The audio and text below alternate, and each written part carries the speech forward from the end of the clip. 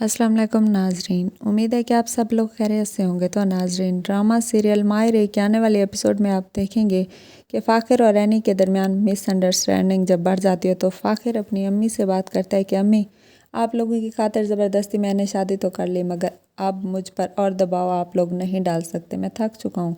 मैं एनी की तरह ब्रेव नहीं हूँ क्योंकि वो तमाम मुश्किलात का डट कर सामना कर सकती है। वो एक लड़की है, वो घर के काम भी कर सकती है और अपनी स्टडी भी कंप्लीट कर सकती है और अपनी बेटी को भी संभाल सकती है, लेकिन मैं ऐसा नहीं कर सकता क्योंकि मैं बाहर जाना चाहता हूँ, मैं पढ़ना चाहता हूँ और जॉब करना चाहता हूँ। एनी और अनाया से मैं डेली वीडियो कॉल करूँगा, मैं उनसे कांटेक्ट में ज़रूर रहूँगा। अगर हो सका तो मैं उन्हें वहाँ पे बुला लूँगा, मगर अब मैं यहाँ पे नहीं रह सकता। आप लोगों को परेशान होने की ज़रूरत नहीं है। वो सब सिर्फ़ और सिर्फ आमना की खातिर कर रहा होता है क्योंकि उसे लगता है कि आमना अब भी उससे प्यार करती है और वो इसकी खातिर अपना सब कुछ छोड़ देगी, मगर आमना ऐसा हरगिज़ नहीं चाहती है। वो तो सिर्फ़ और सिर्फ उसे अच्छा दोस्त समझती है और उसे सपोर्ट कर रही है, इसके अलावा वो इसे कुछ भी नहीं समझती। लेकिन फ़ाखिर को इस बात का एहसास नहीं है। वो कहता है कि वो जिस तरह आमना से प्यार करता है, आमना भी उससे प्यार करती है और वो सब कुछ छोड़कर आमना की खातिर जब चला जाएगा तो आमना उसे ज़रूर अपना लेगी, लेकिन आमना ऐसा हरगिज़ नहीं करेगी।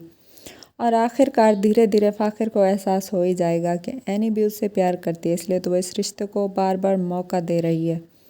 आखिर में एक दूसरे को वो दोनों ज़रूर समझेंगे और इन दोनों के दरमियान मोहब्बत बढ़ने लग जाएगी।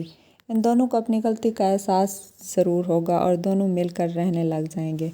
और जब फ़ाखिर घर छोड़कर नहीं जाएगा तो उसकी अम्मी भी खुश होंगी क्योंकि उनके हस्बैंड के जाने के बाद उन्हें सिर्फ़ और सिर्फ फ़ाखिर का ही तो सहारा है। अगर फ़ाखिर भी चला जाए तो वो बेचारी कैसे रहेंगी। और उधर से ऐशा भी खुश हो जाएगी कि फ़ाखिर उनकी बेटी को छोड़कर नहीं किया, क्योंकि वो ख़ुद तो अकेली ज़िंदगी गुजार चुकी हैं, लेकिन वो अपनी बेटियों के साथ ऐसा होता हुआ हरगिज़ नहीं देख सकती। वो ये सोचकर बहुत परेशान होती हैं। इतने में हबीब साहब आ जाते हैं। हबीबुद्दीन साहब जो हर बात पर ऐशा को ताने देते थे कि अगर उन्होंने उसकी बात नहीं मानी तो वो उसे छोड़ देंगे, मगर अब उसमें इतनी हिम्मत तो आ चुकी है कि वो उनका सामना कर सकती है। लैला की सच्चाई जानने के बाद अब तो वो इतना बुरा बर्ताव उसके साथ नहीं करते, लेकिन ऐशा के साथ जब वो ज़ोर से बात करते हैं कि ऐशा, अगर तुमने मुझे ज़ेवर नहीं दिए तो तुम जानती हो कि मैं तुम्हारे साथ क्या करूँगा। तो वो जानती है, तो वो कहती है कि आपको परेशान होने की ज़रूरत नहीं है, मैं आपको ज़ेवर हरगिज़ नहीं दूंगी क्योंकि मैं अब आपसे थक चुकी हूँ।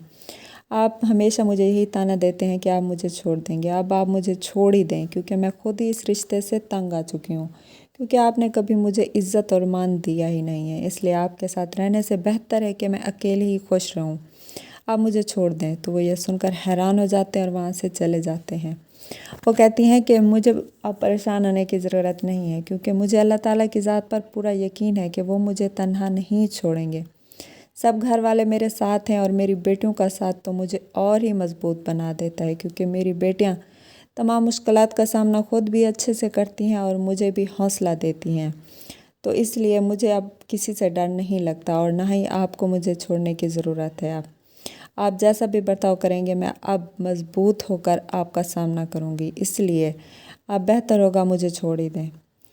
आपकी बातों का मुझ पे कोई असर नहीं होने वाला। इस तरह रहीला को उसके किए की सज़ा तो मिल चुकी है, लेकिन अब भी वो नहीं सुधर रही। वो अब एनी और फ़ाखिर का डिवोर्स भी करवाना चाहती है और सब घर वालों को और परेशान करना चाहती है, मगर इंस्पेक्टर साहब उसे उसके किए की सज़ा ज़रूर दिलवा कर ही रहेंगे। तो नाजरीन, ये सब आप देखेंगे आने वाले एपिसोड में। और अगर अभी तक आपने मेरे चैनल को लाइक और सब्सक्राइब नहीं किया तो कर दें। तब तक के लिए अल्लाह हाफिज़।